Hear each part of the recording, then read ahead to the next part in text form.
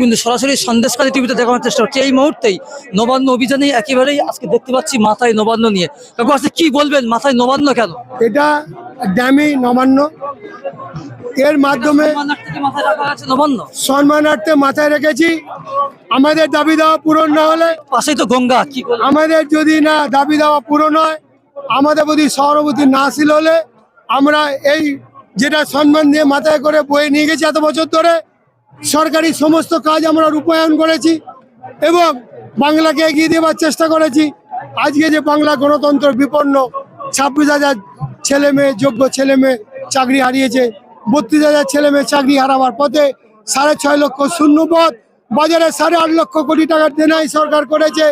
যদি আগামী দিনে সরকার সমঝোত না হয়, এই 14 তলা থেকে নামিয়ে বাংলার জনগণ ওনাকে এই গঙ্গাবক্ষে নিমজ্জন করবে।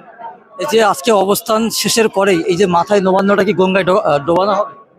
নেতৃত্ব বলবে, তবে প্রতীকীভাবে আমি বলতে চাই, আমাদের দাবি দেওয়া পূরণ না হলে এই প্রতীকীভাবে এই নবান্নকে আমরা এই গঙ্গায় বিসর্জন দেব। অসংখ্য ধন্যবাদ।